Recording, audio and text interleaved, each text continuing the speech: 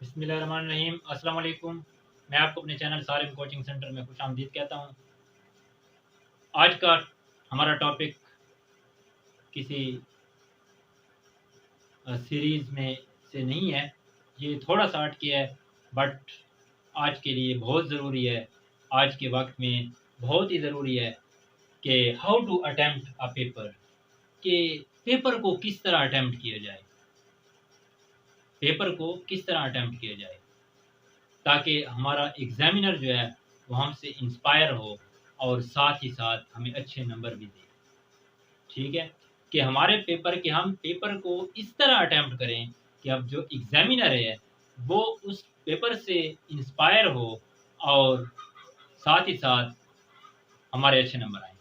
तो आज हम इन उन पॉइंट्स को डिस्कस करते हैं कि हम किस तरह पेपर को अटेम्प्ट करें ताकि हमारा एग्ज़ामिनर जो है वो उसको देख के उसे पता चल जाए,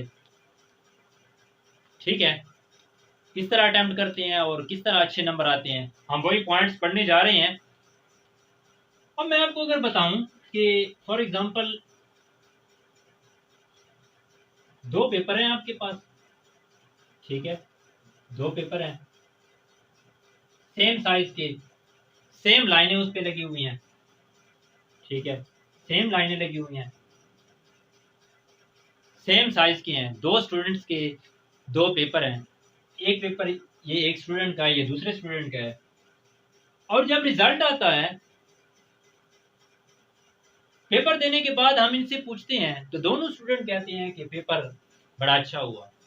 अक्सर स्टूडेंट मेरे पास आते हैं, लेकिन जब रिजल्ट आता है तो ये 10 आउट ऑफ 10 नंबर मार्क्स लेता है और इसके जो है 5 आउट ऑफ 10 ये ऑब्टेन करता है, 5 आउट ऑफ 10 और ये 10 आउट ऑफ 10।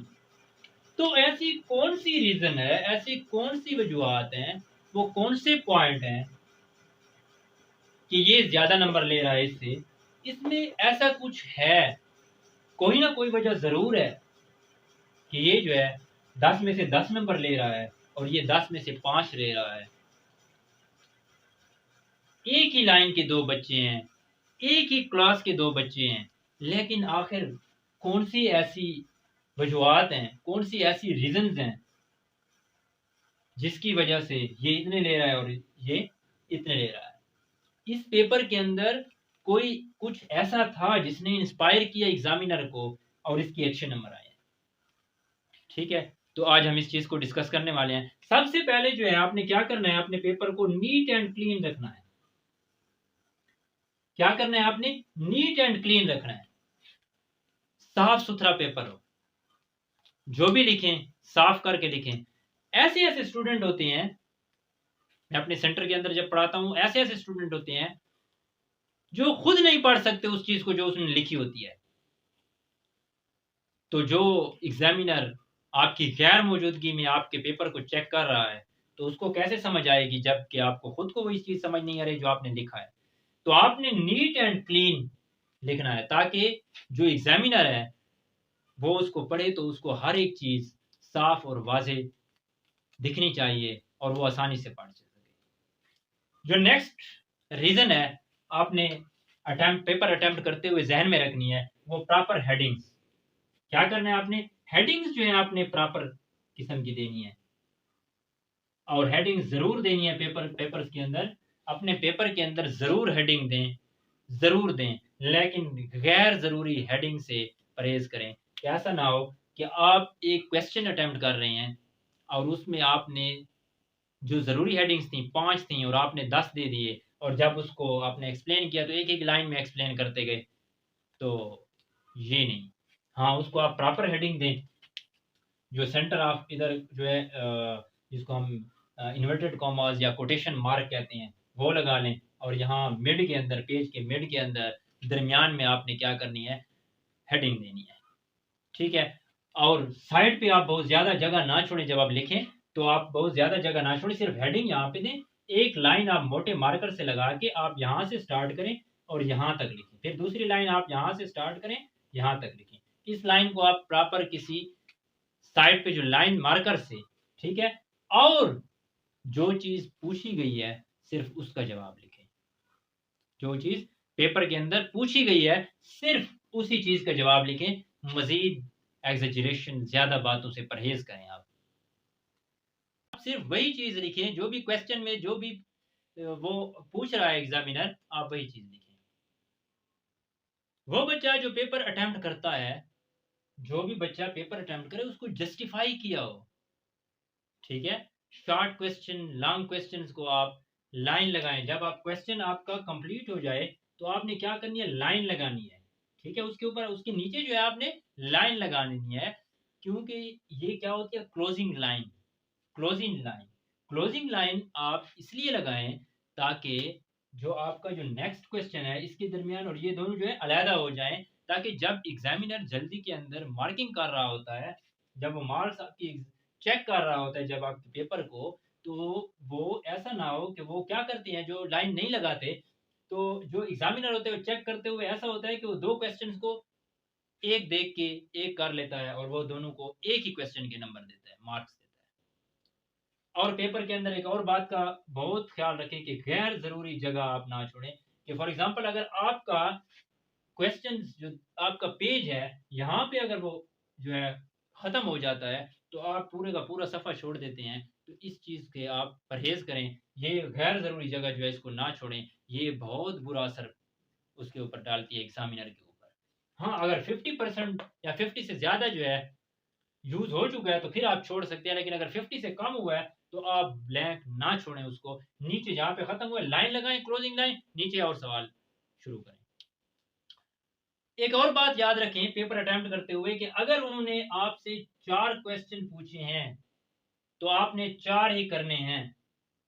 अगर उन्होंने 8 पूछे हैं तो आपने 8 ही करने हैं। ऐसा नहीं कि अगर उन्होंने कहा कि आपने 8 क्वेश्चन लिखे हैं और आपने 10 लिख लिए और आप फिर कहते हैं कि मैंने जो ज्यादा क्वेश्चन कर लिए हैं, तो अब एग्जामिनर क्या करेगा, जो मेरे ठीक होंगे 8, मैंने 10 किए हैं तो जो, या 8 मैंने किए हैं तो 4 जो मैंने करने 4 थे मैंने कर लिए हैं 8, अब जो ठीक होंगे एग्जामिनर उनको चेक करेगा और मार्क्स देगा। ऐसा नहीं होता, एग्जामिनर के पास इतना टाइम नहीं होता कि वो आपको ये देखता रहे कि इसने कौन सा क्वेश्चन सही किया है। वो ये नहीं करता, बल्कि वो पहले 4 जो लिखे हुए हैं वो उनको मार्क करता है, चाहे वो ठीक है चाहे वो गलत है। अगर 4 पूछे जा रहे हैं आपने 4 करने हैं, 8 पूछे जा रहे हैं आपने 8 करने हैं, ठीक है? तो इस चीज से आप अपने आप को साइड पे रखें।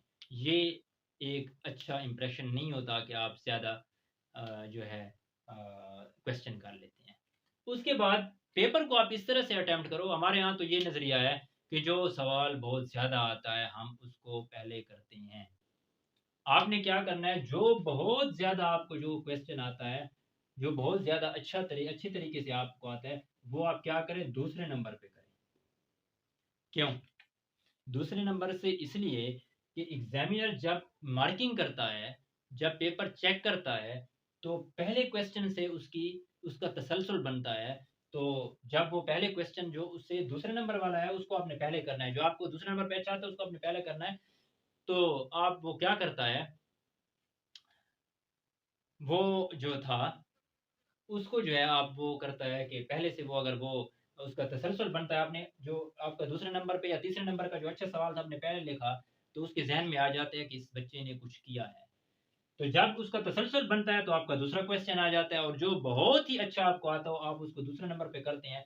तो जब वो दूसरे क्वेश्चन को पढ़ता है तो फिर क्या होता है, वो समझ जाता है कि बच्चा सही है, बच्चा सही है।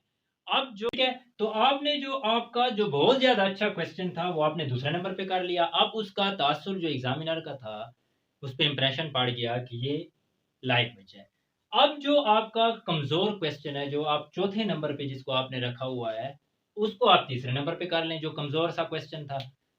तो ताकि जो दो क्वेश्चन आपने अच्छे किए हैं उसको तसलसल आपका उसके तासरात बन चुके हैं कि इसको कुछ आता है, तो फिर वो क्या करता है, उससे भी आप तीसरे क्वेश्चन से उसे नंबर निकलवा लेते हैं।